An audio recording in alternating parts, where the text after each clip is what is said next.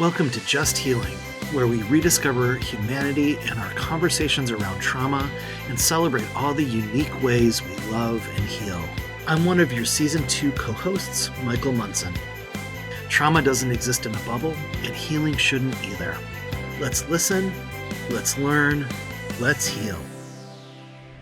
A lot of times when people think about stalking, they think of the, movie version of somebody they don't know who's dressed all in black and following them around and peeking through their windows. People have a tendency to focus on like big things and not focus on the things like those constant text messages or simply showing up and being somewhere that person thought was safe. It's a pattern of behavior that's targeting a specific person. Those patterns can be really nuanced. The data says that 1 in 6 men will experience stalking at some point in their lifetime. People aren't likely to admit that they feel afraid, especially men.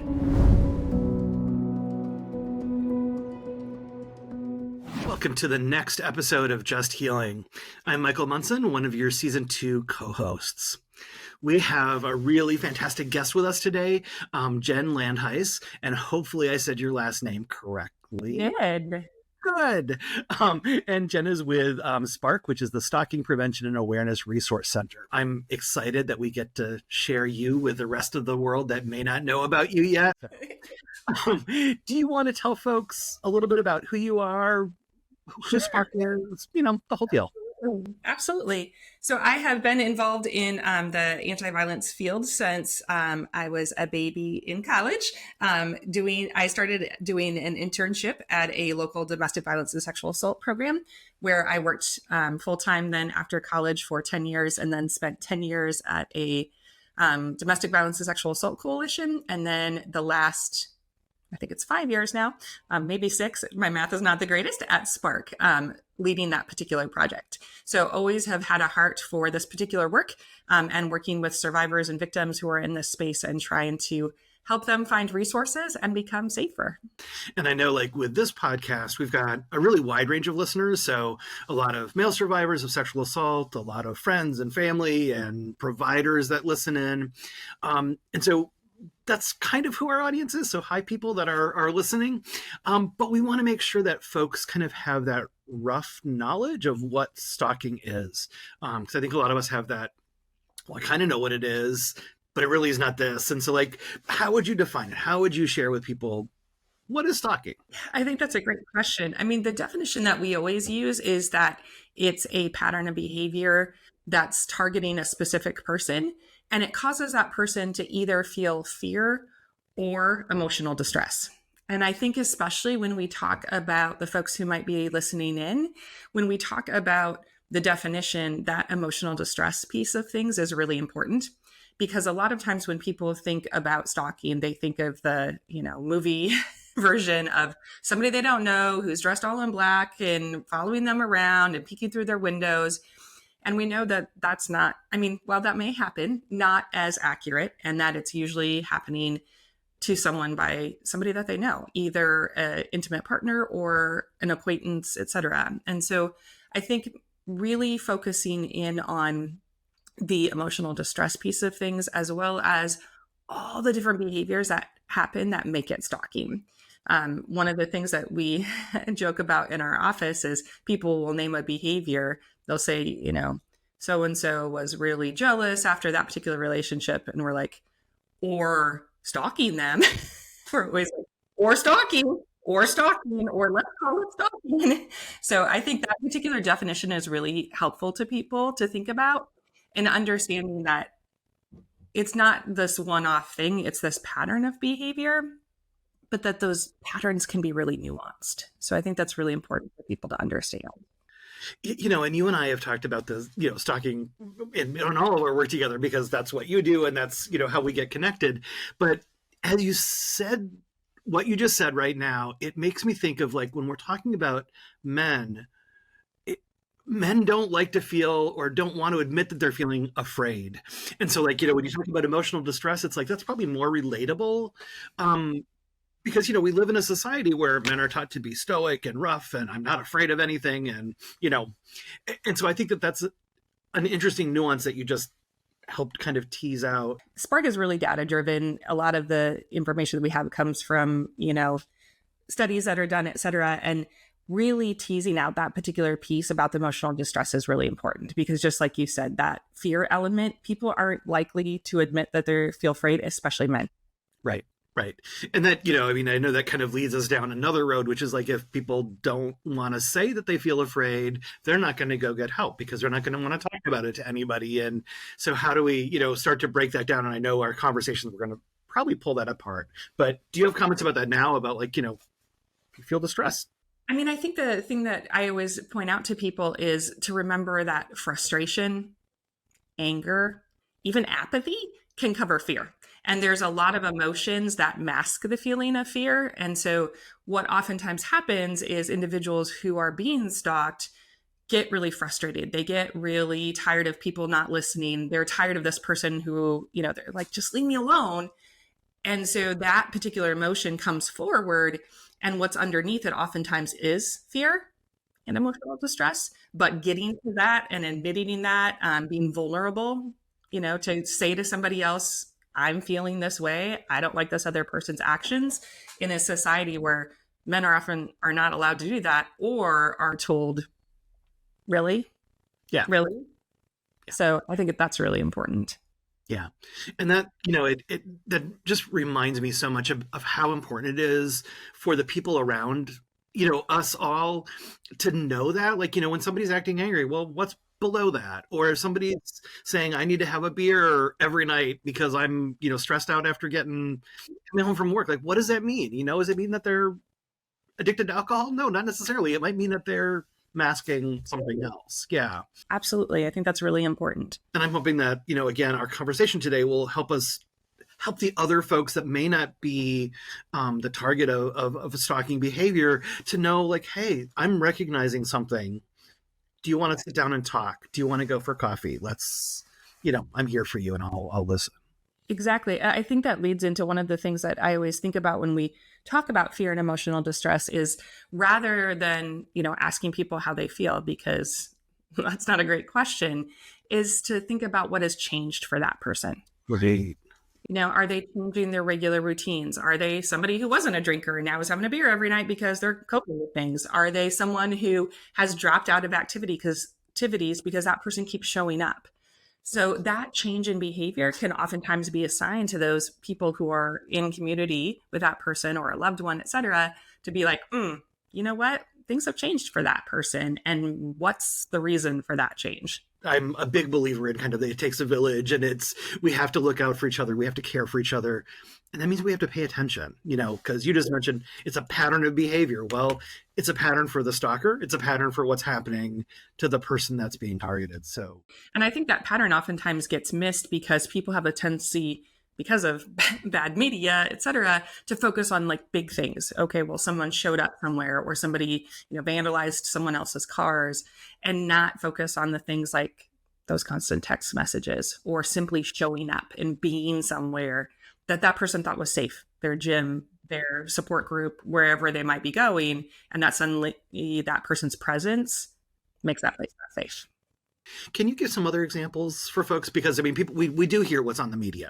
I think the way that, the big aha moment for me doing this work was to understand that there's kind of like 4 different buckets of behaviors that happen. One of them is their surveillance behavior. So that's the stuff that oftentimes makes the media, like somebody following you around. But especially when we talk about behaviors that target men, it can often be things like following someone on social media or showing up someplace where that person might be. So those surveillance behaviors can be kind of nuanced. Sometimes the person who's being targeted doesn't even know the other person is there until they get a comment later about like, wow, you sure bought a lot of stuff at Walmart. What?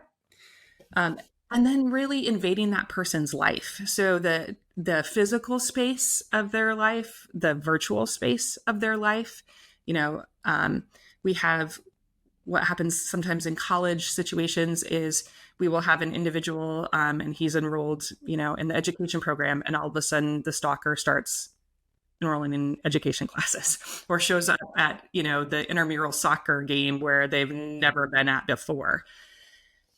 And also the sabotage or attack that might happen. And so when we talk about, especially survivors who might be part of the LGBTQ community, invading that space that is safe for someone, leveraging that smaller community to ruin someone else's reputation or start rumors or just cause bad situations, and then the intimidation that happens. And so that constant, I'm always here, I have the power because I know something about you, you've shared things with me that make you vulnerable, and so I'm going to expose that vulnerability. So that those behaviors, their surveillance and that life invasion, the interference in that person's life and that intimidation, they all make up stalking behaviors. And I think that's really important to keep in mind, because a lot of times people do default to that, well, someone's following you around. And they don't think about the person who's constantly looking at their social media or constantly invading their space or intimidating them by simply being somewhere. And so that particular focus can be helpful, especially for people who are being targeted, but also for friends and family, to be like, you know what? There are all these little things that are coming together that the pieces aren't fitting. I always kind of say that stalking cases are kind of like a big jigsaw puzzle, and those pieces don't really make sense at first.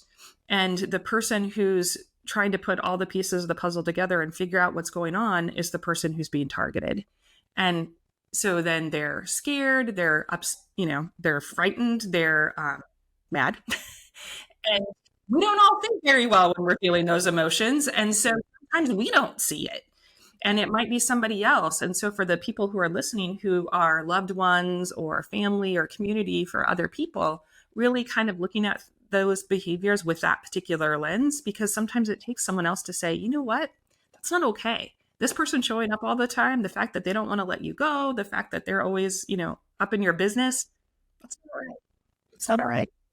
It's really such a good point, because I mean, I think that sometimes behaviors, they slowly creep up, right? They don't start out with wham bam, right in here. They're just kind of like, and it's hard for anybody to notice it, but especially when you're in the middle of it. So Right. yeah, I mean, having to be that, aware of what's going on yourself, as well as with your community members, with your friends, with your family.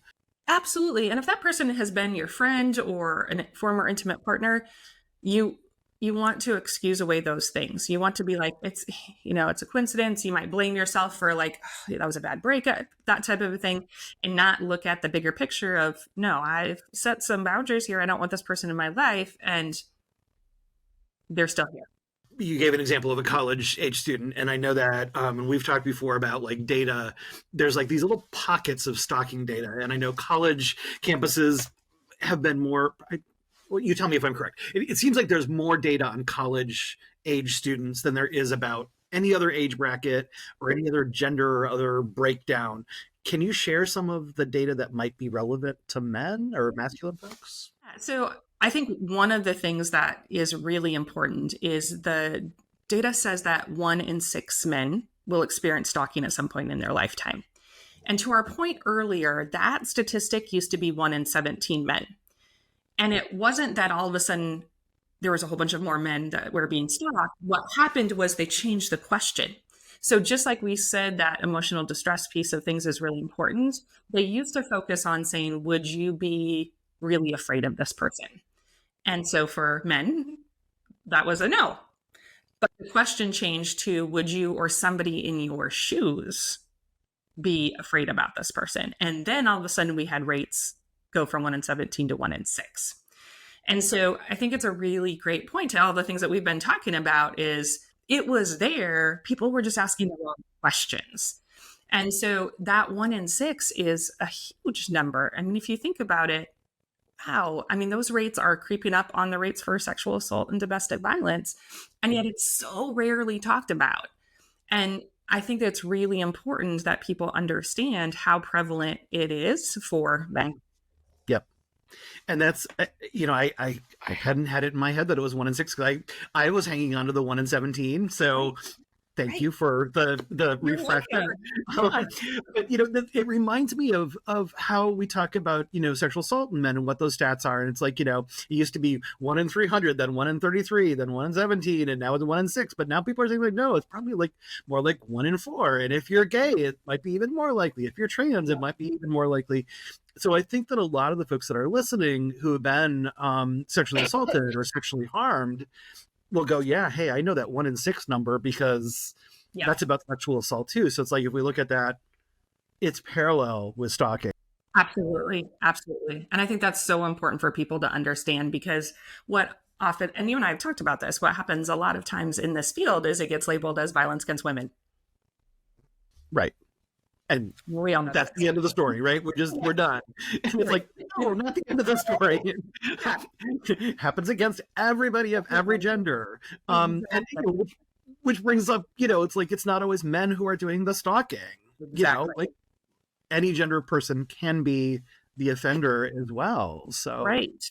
Yeah, I think that's really important because a lot of times, and I know I'm guilty of it too. Like when I first started this work, and even now, I'll default to using she and he as pronouns and checking myself as an aspiring ally and being like, you know what? No, we have to reflect the experience of everyone in this particular situation. And I think that it's really important because if we're not naming it and we're not talking about it as people who are doing this work, we're doing such a disservice to the people who are experiencing it. And it's not fair. And we need to do better. I really appreciate hearing that. And, it's funny because I was, I mean, I know you and I know you're really well informed. And when you gave the example that you just did a few minutes ago and said he and college and I was like, oh shit, she did it right. Not that I didn't expect you to do it right, but I was like, oh my God, yes. You're like, I mean, of course you're paying attention. Of course you know why we're here, but it surprised me. And I'm like, well, that shouldn't surprise me because like you're on the ball, you know what you're doing. But it still caught my attention of like, when we hear stories, we hear them as women who are being stalked. So thank you. I mean, you totally did your job, but I do this work too, not as specifically with stalking, but like it surprised me. And that's so important because then people can see themselves in that experience. And when you are in front of an audience, especially like college age students who are like wrapping their, I had the experience of doing a presentation at a college and they mandated that all the fraternities come, but not the sororities. So it was me and 350 young men. And I was like, I had a little bit of it. Like I've never sweat so much in a presentation in my life. Because it was also a good check for me to be like, no, you know what? We're usually in front of a mixed audience, or honestly, a lot of times when we get invited to colleges, it's an all female audience. And so it was a really great opportunity to have that conversation with these young men, not only as potential targets, but also as people in community with other men. So, if this is happening to their fraternity brother, you know what? It's okay to come forward. So it was a unique experience for sure, but a good one. And that shouldn't be the unusual. But it is, and it totally is. And, I know like I got invited to talk at a men and boys conference and I'm like, oh no, I'm not doing that. Cause I presumed that it was going to be about how men and boys can stop violence rather than, oh, this is about how men and boys are being harmed.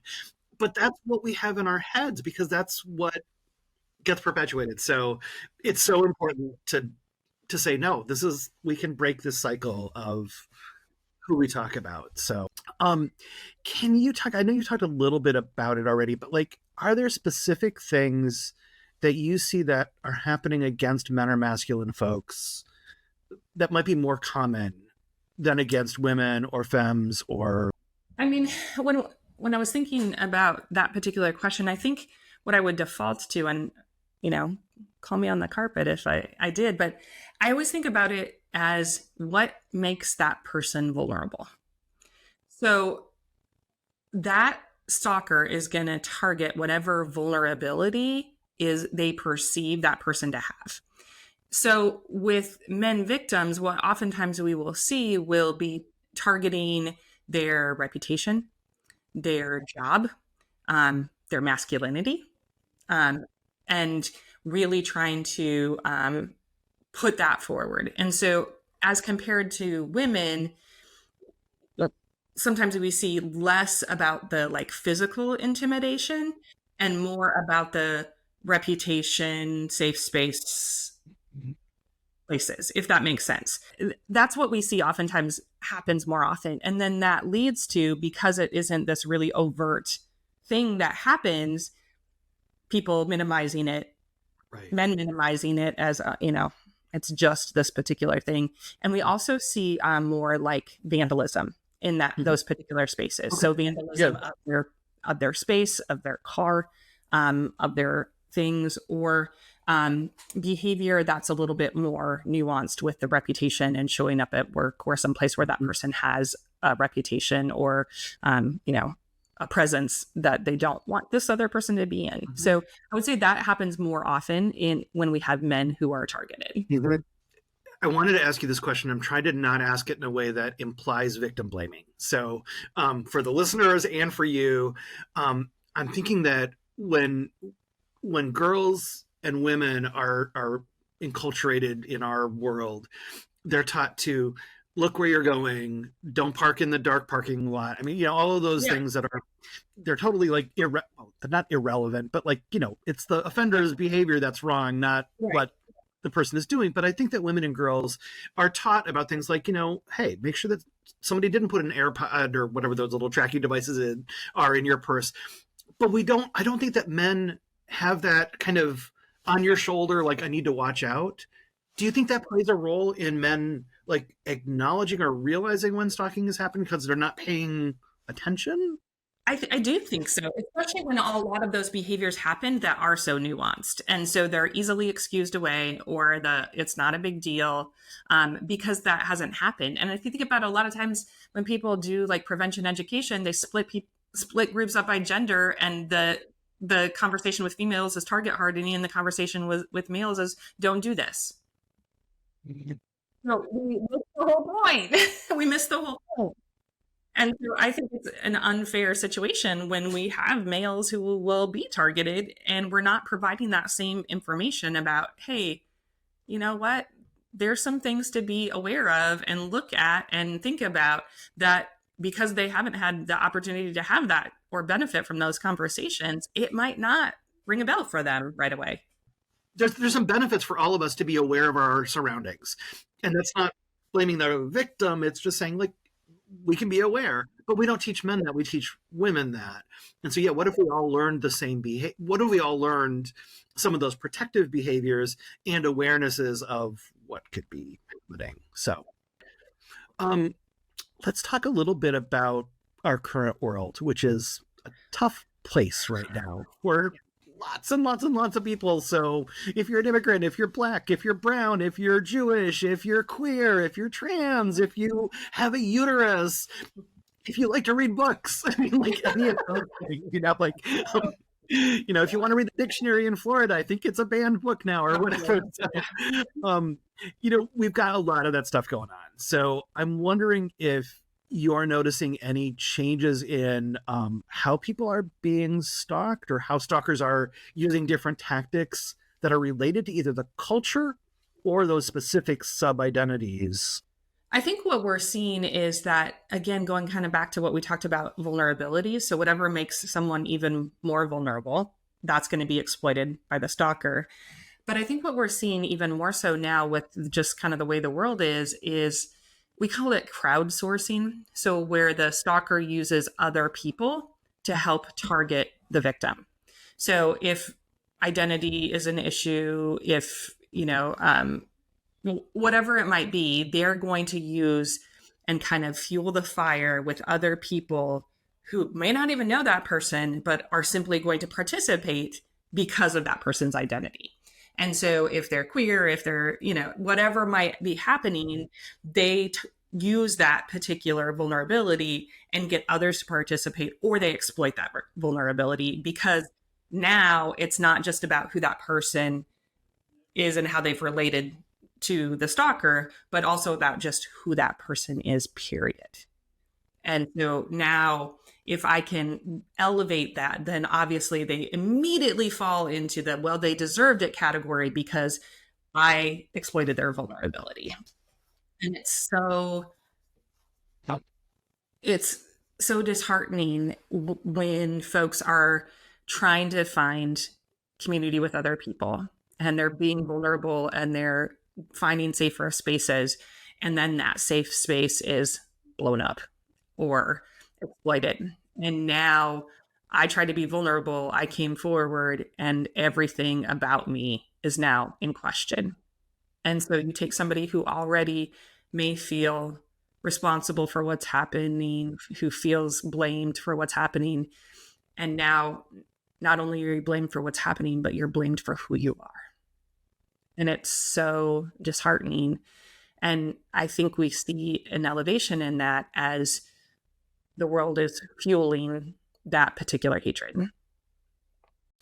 I think that sometimes we just need to sit with that. I mean, we can take action with that, but like sometimes it's just like, oh my God, let's just realize what's happening in our world and how hard it is for so many different people in our world, and for those of us who love people in those pocketed communities, because it's so painful, it's so hard, it's so hard. And then no wonder individuals who are being targeted isolate. Right, right. You have one of those experiences. Of course, I'm never going to reach out to anybody else. Of course, I'm not going to, and Yeah, and sometimes that happens from people who are well intended, like responders who make those mistakes, and then it's even worse, right? yeah. It's tough. Yeah, it's a really tough place. So I'm wondering if we could talk about two things. One is, what are some things that people that are being stalked can do to track, to log, to kind of keep track of what's going on, and what happens in places where law enforcement is not safe, based on identity. I mean, law enforcement can be not safe for lots of people for lots of reasons, but in thinking about immigrants, so thinking about trans people. I think the number one thing that I would say for individuals who are experiencing stalking would be to trust your gut. I think that's the first thing. A lot of times the behaviors that the other person might be engaging in are gaslighting behaviors. And then the person who's experiencing them is like, did I really leave the lights on? Did I really, that type of behavior. And then documenting it. We have on SPARC's website, which is stalkingawareness.org, we have a log for victims to be able to use. It's good old fashioned paper and pen for the reason that that person's phone might be targeted. And so it might not be safer for them to be keeping a log electronically and writing down everything that happens, and who may have been there and witnessed something that happened. Who are you FaceTiming when something like that happened? And keeping that log can be helpful if somebody decides to come forward and engage not only the criminal justice system, but the civil system. So civil system might be safer than the criminal system for some folks.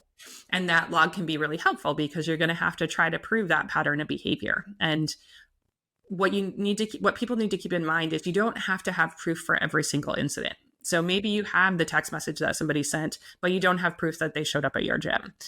You would still want to log that. It would still be important to log that. And because that might help in those particular systems, but also for people where the justice system isn't safe. If they reach out to advocacy folks or other individuals, there might still be the need for that documentation, just to go on record, to have a paper trail, that type of thing.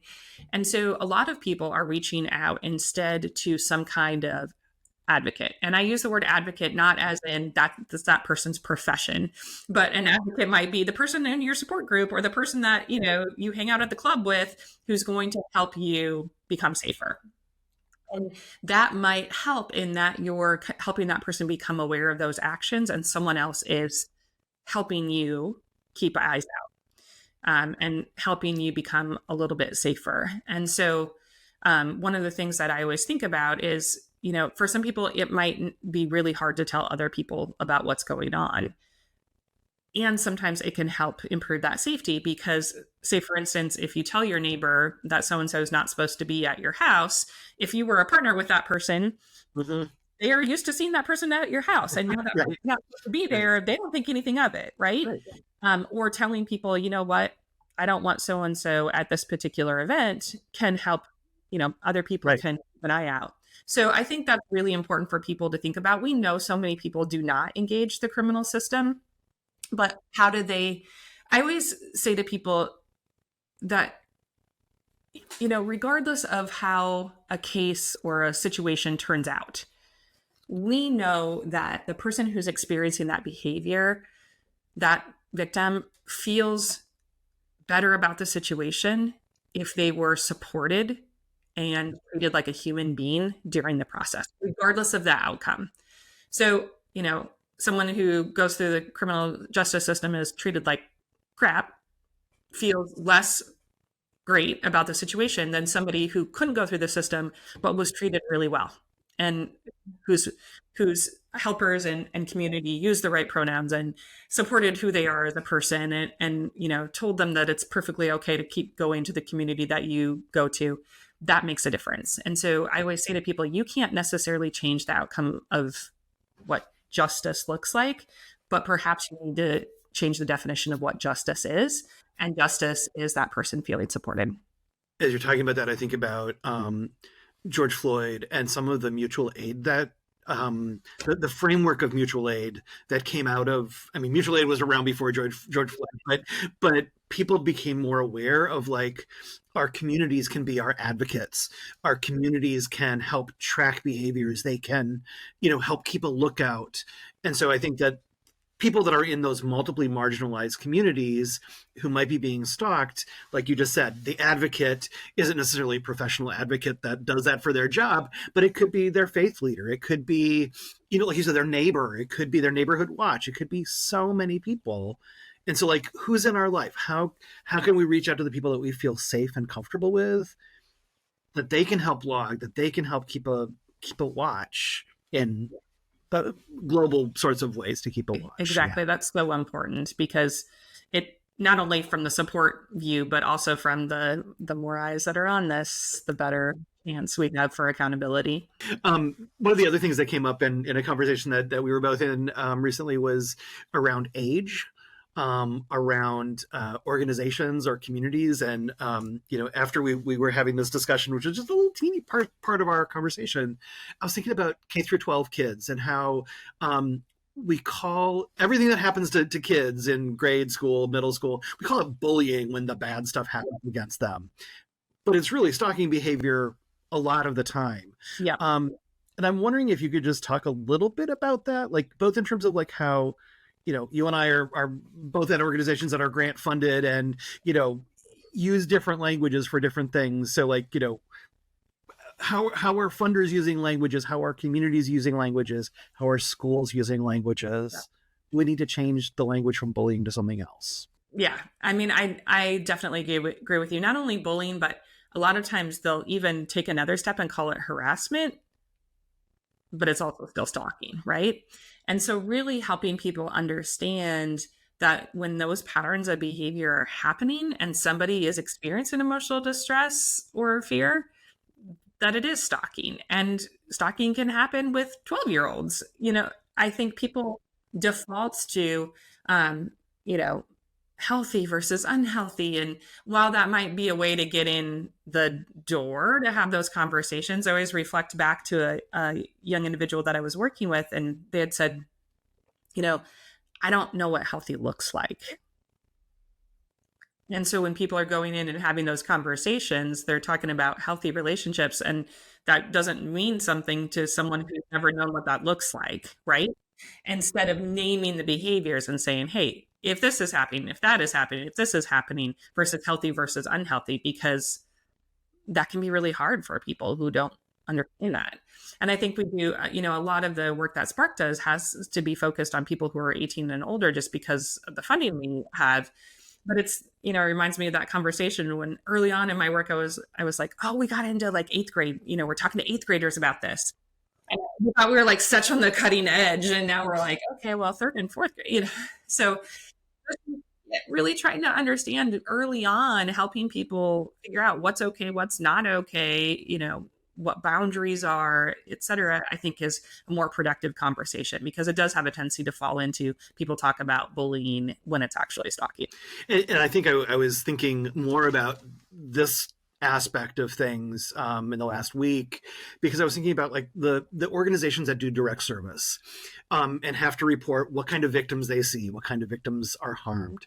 When we're talking about youth, stalking is not usually one of the categories that you can select from. So it's not getting reported to state or to federal or even to local. So of course we don't know about stalking in kids because It's not we there. don't have to. That's right. So Well, and I would even challenge them as they do it. What questions are they asking, right? To the point of, are you afraid? Or are you very, describing that behavior? Yeah, we really struggle with that because, some of those youth risk behaviors that are identified in schools are getting better about identifying intimate partner or dating or sexual assault, but they're not even going there when it comes to I know. Yeah, which is just really, really sad. And, I think that, that shows where there's more work to do. I mean, there's, you and I probably will not be out of a job in our lifetime because there's a lot of work to do. It makes me sad. I mean, I would love to be out of a job because the world is not violent anymore, but that's not the way things are. So, let's I know that we're kind of coming to the end of our time. I'm wondering if you can talk briefly about safety planning. We've talked about like logging behaviors. Yeah. What are some other things that people can do to stay safer? I think, and I love, thanks for using the safer word. I always say to people to remember that safety planning is a verb and not a noun. So it's not a specific plan, but how are we planning, right? And so thinking about, for lots of individuals, that might be kind of mapping out, like, where do they go? Who do they have contact with? What might make them more vulnerable? Are they walking to a car late at night where somebody could, and also keeping in mind that when it comes to safety planning for stalking specifically, people have a tendency to focus on the physical safety planning and they ignore the emotional safety planning. So yes, we want to think about, how are you walking to your car and where could this person, but also how are you taking care of yourself? Who are the people who are supporting you? Who's a good resource? Who feels safe for you to talk to? That is really important because I think so often in stalking situations, people default to the tactical and not the emotional and physical. And that is or emotional and psychological, because it is so important. Because if somebody doesn't feel supported that way, they can't be safe, right? And so really, I know a lot of advocates have had the conversation with me where they're like, I feel like I can't offer anybody anything when they're being stalked because I can't stop the stalker from doing this particular situation. And I'm like, by them coming in your doors or having that conversation with you and leaving feeling supported and believed and listened to, you have done something. And so I would encourage people who feel like I feel so helpless in this situation to remember the power of support. And that really reminds me of how men are taught to not need support. So, for men, I think that might be probably the more important part of safety planning is like, hey, who are your list of friends that you can call to hang out with? I mean, they don't have to be like protecting you from anything. It's just like, who do you feel good with that you can have some downtime with? You can have some, support looks a lot of different ways for a lot of different people. And I think for men, it can look different. We've talked a lot about the folks around people, the family members, the community members. Is there more that you'd like to talk about in terms of like how the other folks in our communities, what they can do, how we can change?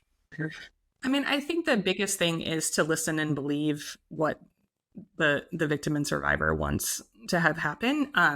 Because sometimes things can seem a little off, like, what do you mean somebody was that type of a thing.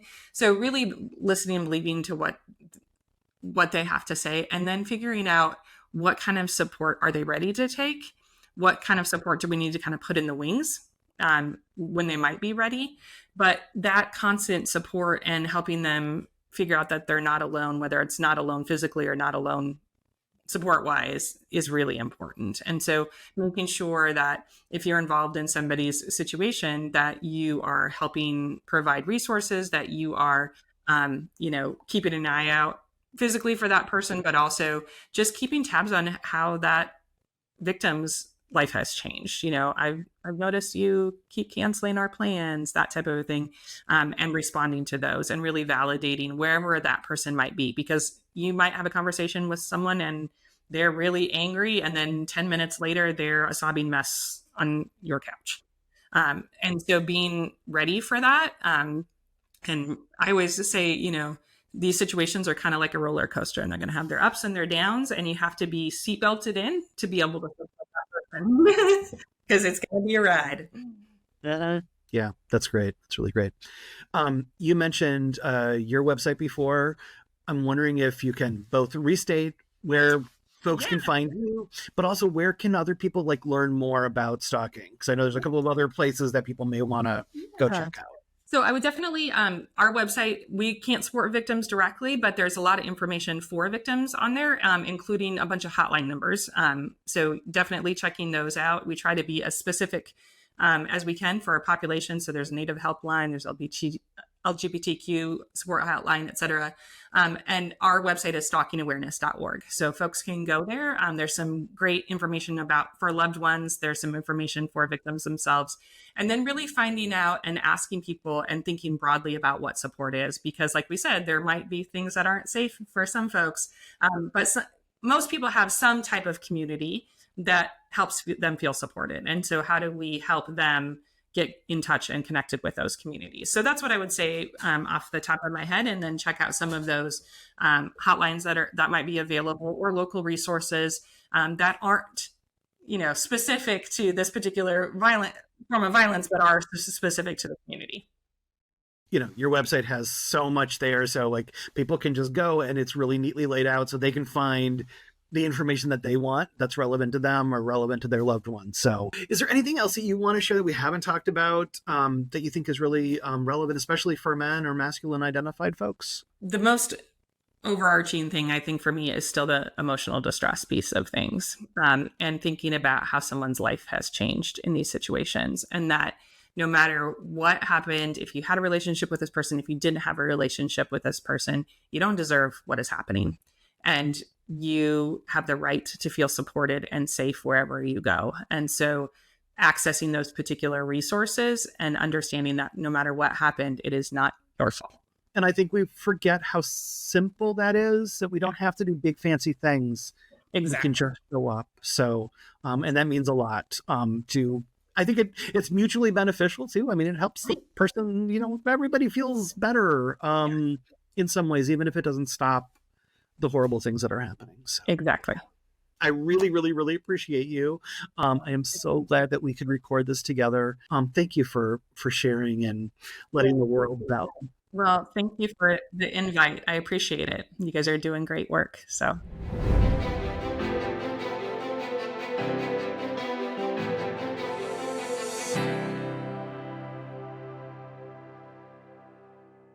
Thank you for joining us for this episode of Just Healing. Join us for new episodes throughout 2024, where we will continue to spread messages of hope and healing, and welcome Just Healing's two other new co-hosts, Dr. Greg Kaysen and Jace Barron. It's going to be an exciting year. And remember, you are worthy, you are loved. Trauma doesn't define any of us. Healing is possible, and it's a collective journey. This podcast was produced by Dr. Deborah and me, Michael Munson, in collaboration with Men Healing, a national nonprofit organization dedicated to helping provide accessible resources and community for any male or masculine identifying individual who has experienced sexual harm. You can donate, check out our healing events, videos, and other resources at menhealing.org. If you or someone you know has been a victim of or experienced sexual harm and you need to talk to someone, RAIN can help. Call their National Sexual Assault Hotline to speak with a trained staff member who can provide you with confidential crisis support. It's free, it's confidential, and it's available 24/7. you can call 1-800-656-4673, or you can go to their web-based chat support. You can reach it at hotline.rain.org. That's HOTLINE.RAINN.org.